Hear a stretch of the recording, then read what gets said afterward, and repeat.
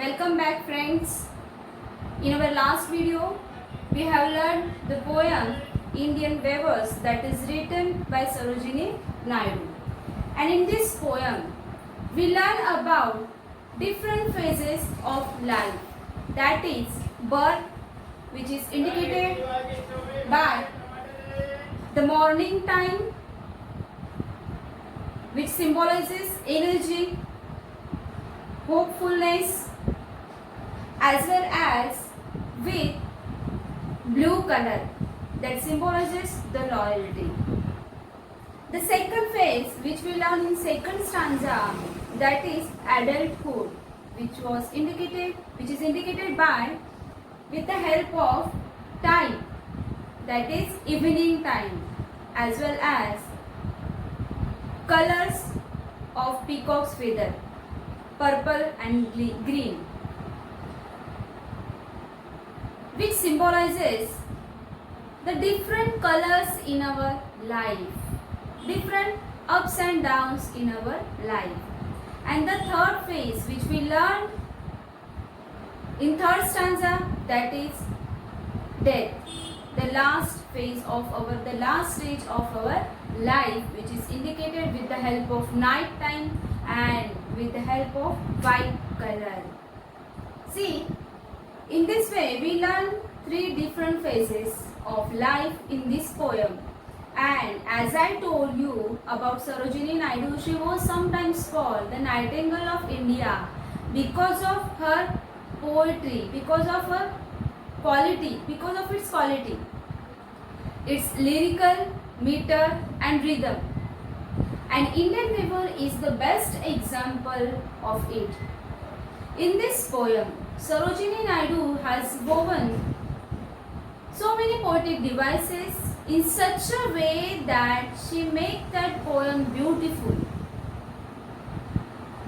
So, let's learn the poetic devices which she has used in this poem. The first poetic device, the first figures of speech which we are going to learn is simile. See the example of simile.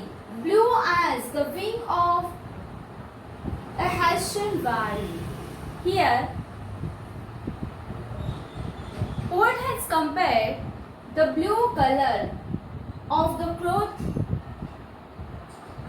which the weavers are wearing with the blue color of the wings of Hessian bird.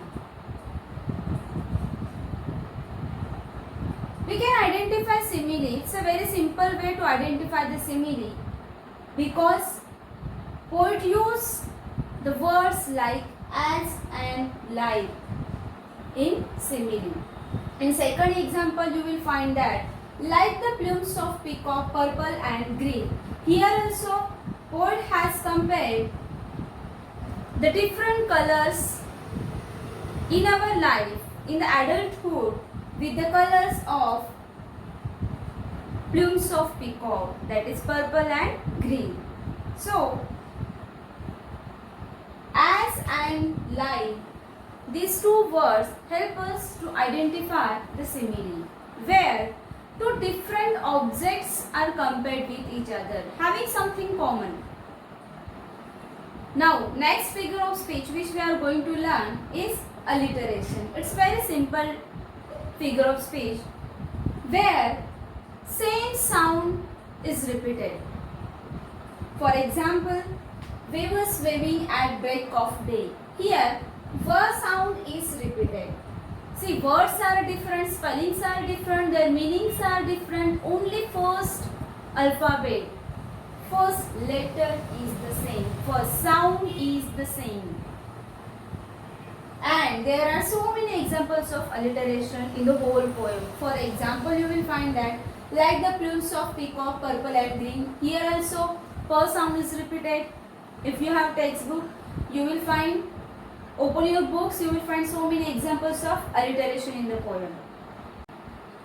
So, alliteration also helps to maintain the rhythm of the poem. The next figure of speech which we are going to learn is metaphor. Students, you will find the metaphor in each stanza there is a hidden comparison. In fact, two objects are implicitly compared with each other.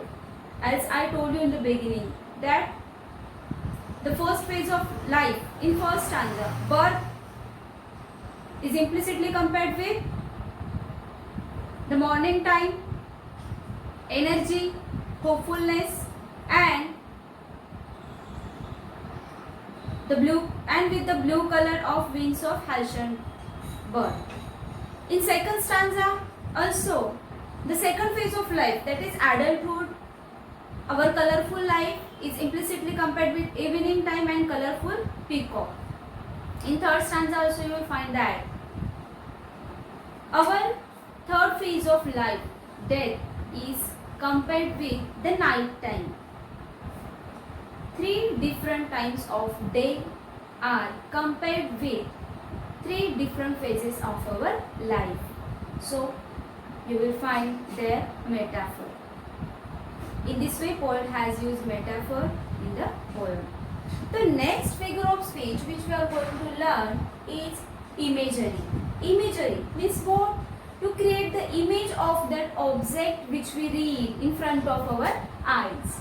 See, when we read the line, white as a feather and white as a cloud, you will find the picture of that feather and cloud in front of your eyes. Means in imagery, poet uses the words in such a way that it appeals our senses and creates a picture of that object in front of our eyes. Here, in second line also you will find, like the plumes of a peacock, purple and green. Of course, picture of peacock will be there in front of your eyes in few minutes, in few seconds only. So, poet has used words in such a way that appeals our senses. That is imagery. Okay. Now, inversion, the next figure of speech, next and last one. Inversion, where poet changes the word order to bring the rhyming words, to bring the rhyme scheme.